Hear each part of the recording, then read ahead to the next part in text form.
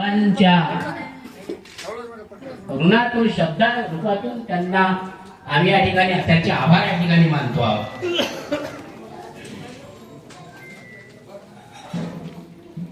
आम्हाला या ठिकाणी ज्या लोकांनी मदत केली,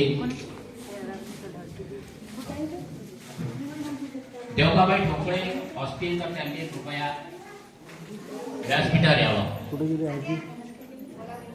सर्वप्रथम दरवर्षी ज्यांनी आम्हाला या ठिकाणी सहकार्य केलं, कथा वाचनामध्ये सहकार्य केलं निशुल्क, ते आमचे मांडवगळकर महाराज यांचा सत्कार आमचे अध्यक्ष करतील अशी मी त्यांना विनंती करतो.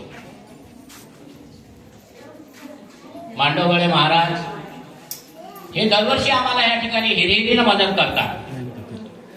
पहिल्या वर्षापासून आज 5 वर्ष झाले ते सतत आम्हाला या ठिकाणी मदत करतात आणि अन्नदानात सुद्धा त्यांची मदत आहे. यांनी यावर्षी 5 दिवस त्यांनी सतत अन्नदान केलं. त्यांच्या या ठिकाणी आमच्या नवरा चॅरिटेबल ट्रस्टचे अध्यक्ष महेंद्रभाऊ सूर्यवंशी करत आहेत.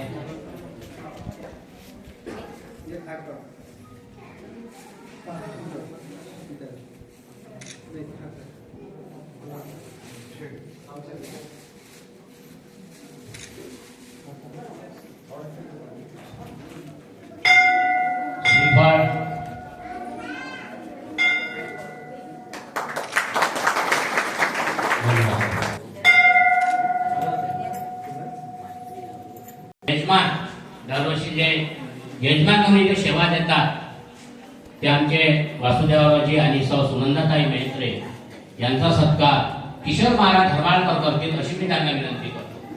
किशोर महाराज धर्माळकर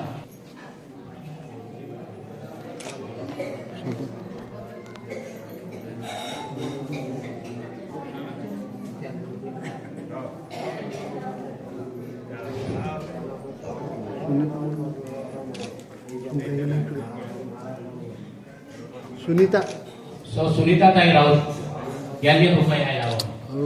सुनीताताई राऊत.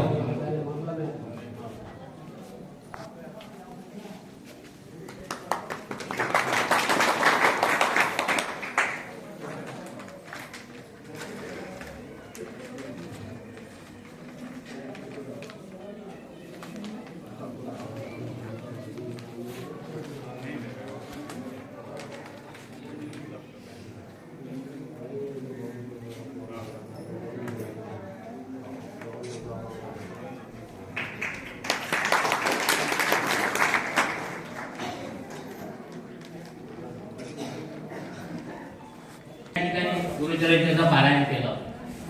सतत 9 दिवस त्यांनी या ठिकाणी पारायणाचं पठण केलं.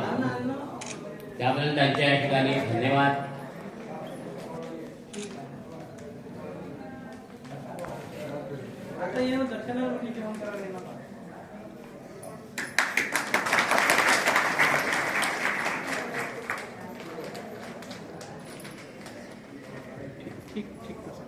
मी याबद्दल आपल्याला सांगितलंच आहे की आता आम्हाला ते त्या समाजातले जे दायित्व लोक होते त्यांनी आम्हाला मूर्तीसाठी आर्थिक मदत करून भरघोस मदत केली. त्या लोकांच्या या ठिकाणी कृतज्ञता व्यक्त करावी, त्यांच्याविषयी आभार प्रदर्शन करावं, आभार व्यक्त करावे ही आमची म्हणजे मनापासून इच्छा आहे. वास्तविक ह्या शब्दाच्या आभारानं आम्ही त्यांच्या उपकारातून हे होणार नाही, पण एक औपचारिकता म्हणून या ठिकाणी मी त्यांचा सत्कार करू इच्छितो. सर्वप्रथम तसरे मॅडम सेवानिवृत्त प्राचार्य यांचा सत्कार मांडवगळकर महाराज करतील अशी मी त्यांना विनंती करतो. सर्वप्रथम मॅडमच आम्हाला हिंमत दिली आणि मूर्तीसाठी आम्हाला आर्थिक सहकार्य केलं.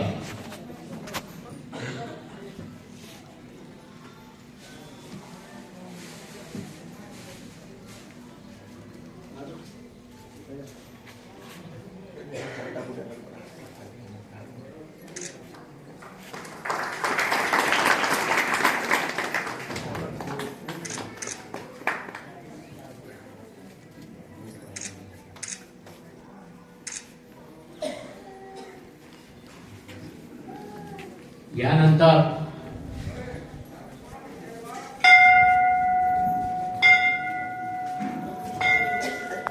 आम्हाला जे याच्या अगोदरच सर्व म्हणजे सुरुवातच मूर्तीच्या दानाची सुरुवातच देवकाबाई ठोकळे यांनी केली.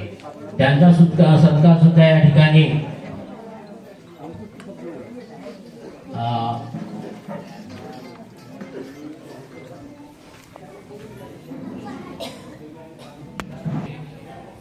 यांनी येऊन सत्कार करावा अशी मी त्यांना विनंती करतो. सुरुवातीपासून झाली आमच्या मूर्तीची.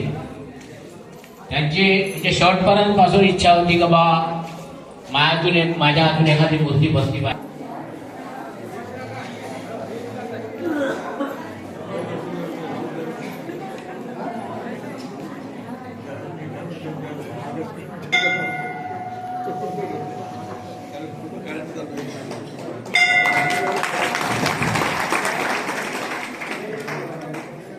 यानंतर समोर आहे, हा समोर आहे, समोर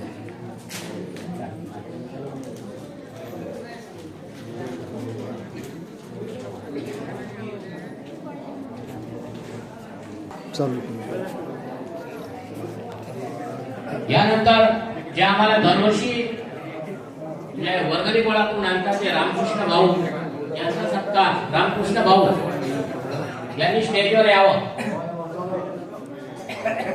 रामकृष्ण भाऊ टवलारे,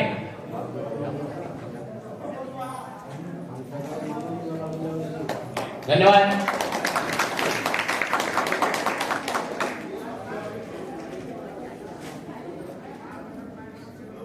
रामकृष्ण भाऊ टवलारे इथे कुठं असतील त्यांनी कृपया स्टेजवर यायची कृपा करावी. लाऊडस्पीकर वाले, शामियान वाले आणि 9 दिवस ज्या लोकांनी या ठिकाणी निःशुल्क स्वयंपाकाची सेवा प्रदान केली त्यांचं सुद्धा या ठिकाणी मी या ठिकाणी आभार व्यक्त करतो. टवलारे भाऊचं स्वागत आमचे धर्माळकर महाराज करते अशी मी त्यांना विनंती करतो. किशोर महाराज धर्माळकर यांनी येऊन रामकृष्ण भाऊचं आभार मानावे. आणि आपल्या सहकार्याशिवाय इतकं मोठं कार्य शक्य नाही आहे. पण प्रत्येकाविषयी आम्ही कृतज्ञ आहोतच. आणि आमचा शिरस्ता आहे की दरवर्षी आम्ही या ठिकाणी प्रत्येकाचं कौतुक करतो. प्रत्येकाचे या ठिकाणी आम्ही त्यांच्या प्रती कृतज्ञता व्यक्त करतो.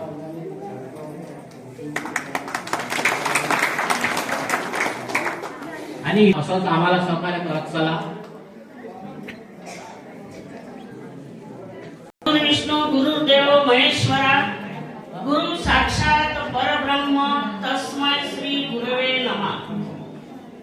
चराचरात वास करणारी गुरुदेव शक्ती, विद्येचे आराध्य दैवत मां सरस्वती, आजच्या कार्यक्रमाचे आदरणीय अध्यक्ष महोदय, व्यासपीठावरील सर्व मान्यवर मंडळी,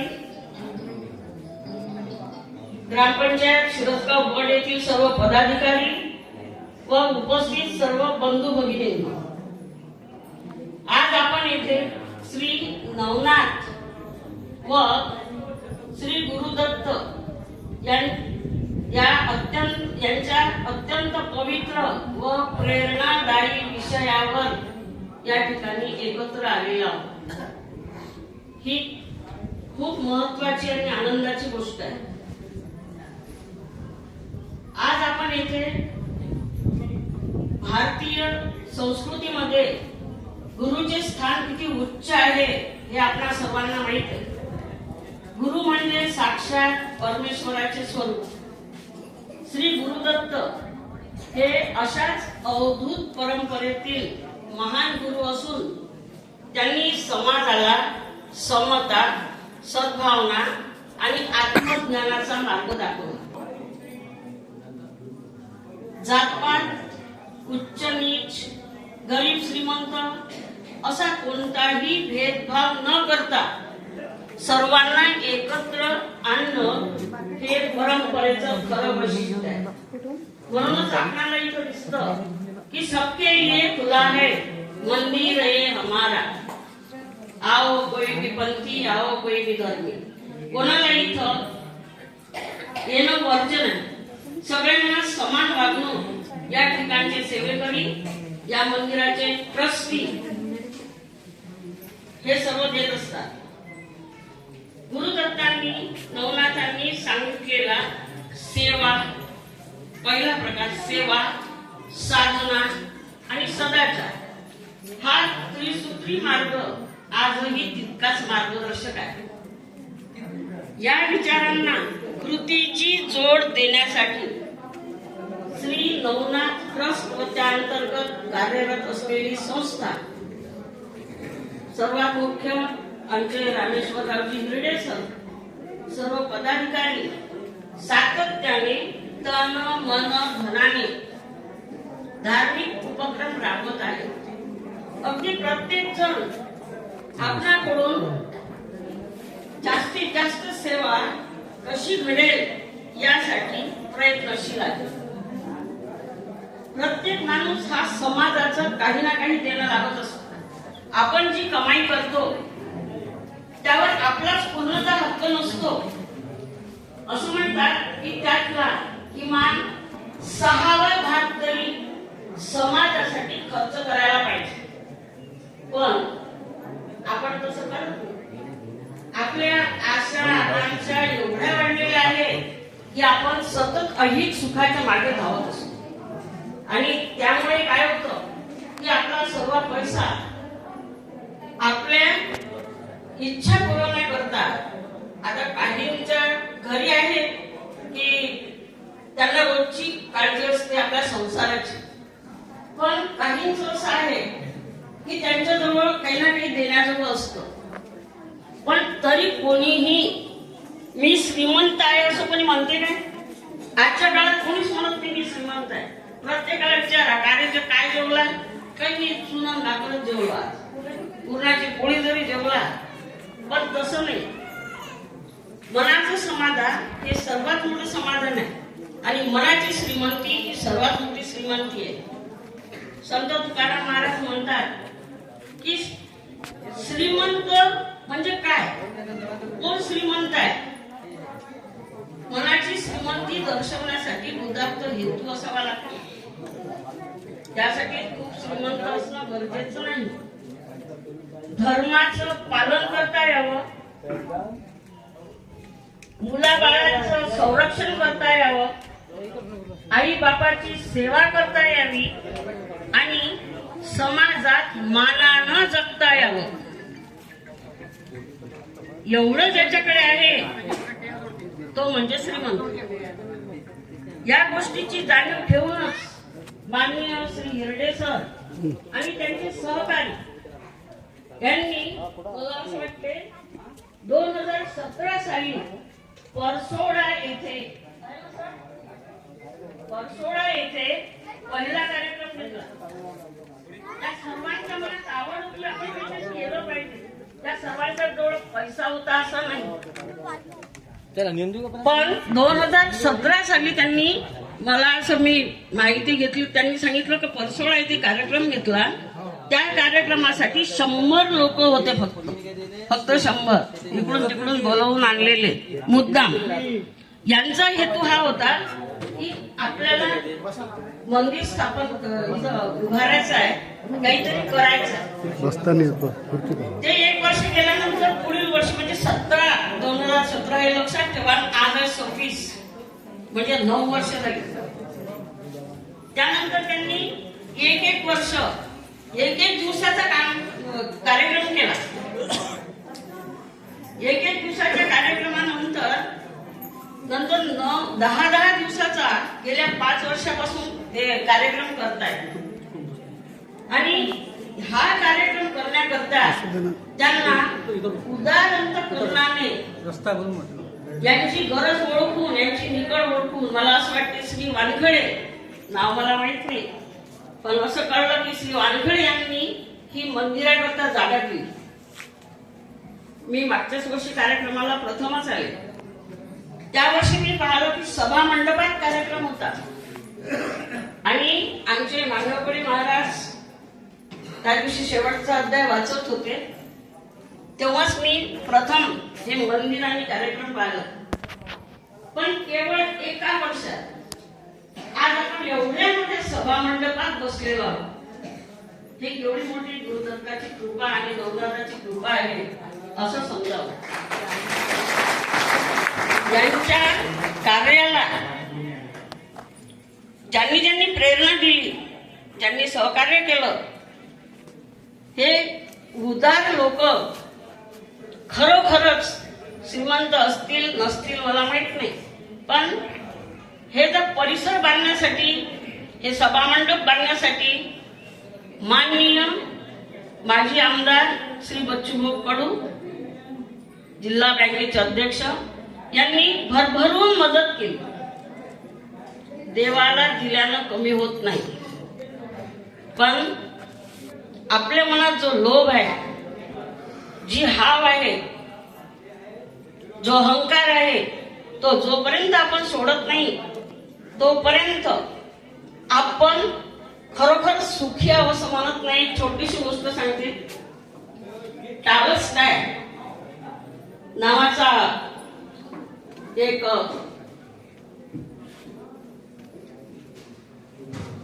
सुधारक होता, सायंटिस्ट होता. त्यांनी सांगितलेली गोष्ट आहे, एक माणूस देवाला म्हणतो की भगवान माझ्याजवळ काही जागाच नाही राहायला, मला जागा द्या. तेव्हा देवानं त्याला सांगितलं की सूर्योदयापासून सूर्य निघते तेव्हापासून सूर्यास्तापर्यंत तुला जेवढं अंतर चालता येईल तेवढी जागा मी तुला देतो, पण नुसतं गेल्यानं जमणार नाही, तिकडून परत येशील तेवढीच जागा तुला मिळेल. अंतर चालून जाणे आणि सूर्यास्त होईपर्यंत वापस येणे एवढी जागा तुला मिळेल. आता लोभ कसा असतो, हा निघाला, घरून डबा घेतला, पाणी घेतलं, सगळं घेऊन निघाला. जाता जाता त्याला असं वाटलं की 12 वाजले, आताच कशाला जेवायचं, सूर्य माथ्यावर आहे, जेवलं तर आपण थकून जाऊ, झोप येईल आपल्याला, आणि म्हणून तो पुढे जात राहिला, पाणी प्यायला नाही. जाता जाता जाता जाता जवळपास 5:30-6 वाजले असते. सूर्य त्याला आता दिसूनच राहिला. त्याला असं वाटलं आता काय वेळ आहे सूर्याला, आपल्याला तो दिसूनच राहिला. चालता चालता तो गेला आणि त्याला असं वाटलं आता थांबायला पाहिजे, आता सूर्याचा अस्त होईल, म्हणून तो निघाला.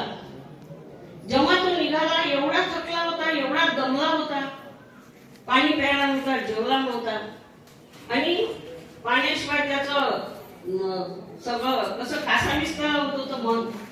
तिकडून जेव्हा तो निघाला तेव्हा फक्त 3-3.5 हात चालला आणि लगेच तो पडला. त्याला देवाने सांगितलं होतं की इकडून जा, पण तिकडून येताना जेवढं अंतर क्रॉस करशील तेवढीच जमीन तुझी होईल, आणि फक्त 3.5 हात जागा. मला असं वाटतं, मला नेमकं सांगता येईल की पण प्रत्येकाला एवढीच जागा पाहिजे असते, 3.5 हाताची. पण आपल्या मनात भावाभावाशी धुऱ्यासाठी बांधतो, घराच्या भिंतीसाठी बांधतो. हे सगळं जर एका दृष्टीने विचार केला तर जायचंच काय, कधीतरी जायचंच आहे. त्याच्यामुळं हे जर आपण सोडलं, भांडण कमी केलं, थोडेसे आपले व्यसन कमी केले, तर आपल्या जीवनात सुख समाधान येऊ शकतं. जीवनाची आजकाल शाश्वती नाही. पूर्वी महाभारतात पोटातले गर्भ त्यांच्या बाणाच्या त्याच्या सहाय्याने जात होते. त्यानंतर युद्धाच्या काळात अनेक लोक मारले गेले, आणि आता आपल्या व्यसनापायी आपण स्वतःच आयुष्य कमी करून घेतो. माझा ऍक्सिडेंट करतो रस्त्यावर, याला त्याला ठोस देतो. हे जोपर्यंत आपल्याचा हा आपला वेग जो वाढला आहे, चांगल्या जीवनासाठी वेग जर ठेवला तर तो एक कामाचा, मनाचा ब्रेक उत्तम ब्रेक असं म्हणतात. म्हणून संताचं, देवाचं ऐकलं पाहिजे, क्षणभर तरी नामस्मरण केलं पाहिजे, थोडा वेळ मंदिरात येऊन बसलं पाहिजे. इथं आपण भागवत ऐकतो, पोथ्या ऐकतो, सगळं ऐकतो, आणि घरी गेल्यानंतर माझी सुनशी तिनं हे म्हटलं, तिनं ते म्हटलं, तिचं असं झालं, तिचं तसं झालं. अरे सूनही तुमची आहे, पोरगही तुमचं आहे, राग येऊ नका देऊ कोणाला. पण वस्तुस्थिती मी आजपर्यंत जी पाळली ती अशीच आहे. आणि माणसांनी किती सहन करायचं, आई पोराला सांगते, बायकोही पोराला सांगते. मधल्यामध्ये त्या पोराची अवस्था अडकीत सापडलेल्या सुपारीसारखी होती. त्याला बायकोकडून बोलता येत नाही, आईकडून बोलता येत नाही, घरातले भांडणं मिटत नाही. मग मला असं वाटतं नामस्मरणाचा अर्थ काय, काय शिकतो आपण इथे. म्हणून नाही 10 शब्द कानात ठेवले तरी एक शब्द तरी आपल्या कानात ठेवायचं, स्वतः सांगायचं मी माझं जीवन सुधारलं पाहिजे. बस आज मी तर भरपूर वेळ सरांनी मला दिला. आज माझा या ठिकाणी सत्कार केला. या एवढ्या सत्कारायोग्य मी नाही, पण तरीही माझा सत्कार केल्याबद्दल मी या सर्व ट्रस्टींचे, सर्व हे जे या ठिकाणी लोक आहे, काम करणारे सेवेकरी आहेत आणि जे अध्यक्ष आहेत ट्रस्टचे, त्या सर्वांची आभारी आहे. एक माझ्या बोलण्यातून राहून गेलं होतं. या ठिकाणी या बांधकामाकरता माननीय श्री बबलूभाऊ देशमुख यांनी सुद्धा 10 लाख रुपयाची देणगी दिलेली आहे. देणगीदार व्यक्ती असतात,